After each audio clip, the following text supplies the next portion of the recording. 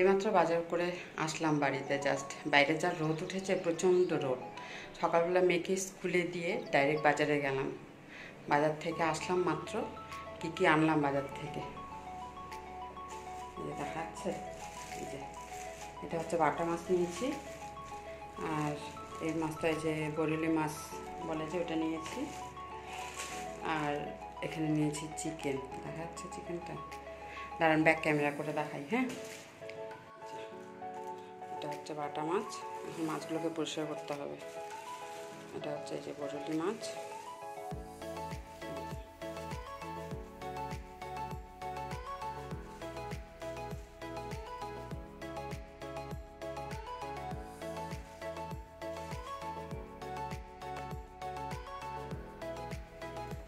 আর এনেছি টমেটো, ধনেপাতা, ঝিঙ্গা।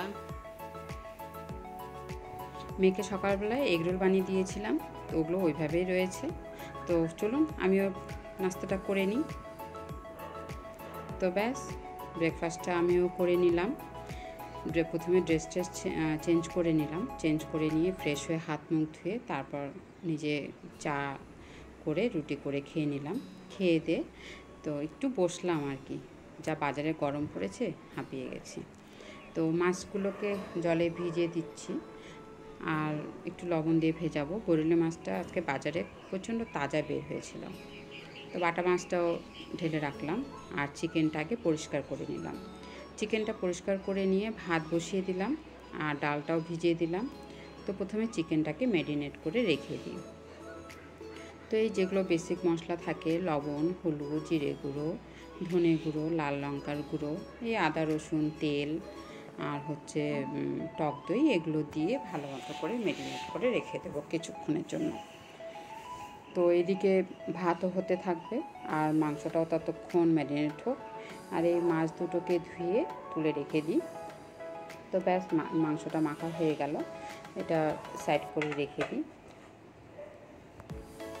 বাটা মাছটা ধোয়া হয়ে গেল। বাটা মাছটা খুব সুন্দর ছিল আজকে। বর্ষাকাল তো ইয়ে হয়েছে, ডিম হয়েছে পেটে। আর ছোটো মাছটাও ধোয়া হয়ে গেল। আজকে দুপুরবেলা মানে লাঞ্চে করবো এই বেগুন, দই বেগুন কিংবা বেগুন বাহারও বলতে পারো। তো মাংসটা ততক্ষণ ওখানে ম্যারিনেট হতে থাক, তো আগে বেগুনটাকেই রান্না করে নিই। তো ভাতটা হয়ে গেছে, ভাতটা নামিয়ে রাখলাম। নামিয়ে রেখে এই বেগুনগুলোকে লম্বা লম্বা করে এইভাবে কেটে নিলাম, আর মাঝখান থেকে দুই ফালি করে দিয়ে লবণ হলুদ দিয়ে মাখিয়ে নিলাম। তো গ্যাসে প্যানটা বসিয়ে দিয়ে, যেহেতু বেগুনগুলো লম্বা লম্বা ছিল, তার জন্য এই প্যানের মধ্যেই ঠিকঠাক করে বসবে দেখে প্যানের মধ্যেই রান্নাটা করে নেব। তো বেগুনগুলোকে এই লবণ হলুদ মাখানো বেগুনগুলোকে প্রথমে ভেজে তুলে রেখে দেব। তো একটা ব্যাচ ভাজা হয়ে গেল, আবার এটা সেকেন্ড ব্যাচ নামিয়ে নিলাম। আর সমস্ত বেগুনগুলোকে ভেজে তুলে রেখে ওই তেলের মধ্যেই কালো জিরে ফোড়ন দিয়ে দেব।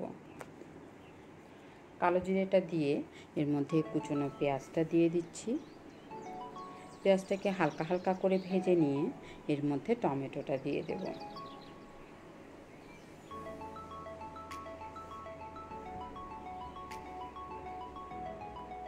টমেটো আর পেঁয়াজটাকে একটু ভেজে নেব। ভেজে নিয়ে ওর মধ্যে লবণ হলুদ আর লাল লঙ্কার গুঁড়োটা দিয়ে আবারও একটু ভেজে নেব। তো ঢেকে ঢেকে করলে খুব তাড়াতাড়ি হয়। আর এদিকে কী বলে এটাকে, সর্ষে বেটে নিয়েছি। তো সর্ষেটা একটু জল মিক্স করে মিক্সার বাটিটার মধ্যে দিয়ে এটাকে একটু কষিয়ে নেব, আর এর মধ্যে ফ্যাটানো টক দই দিয়ে দেব।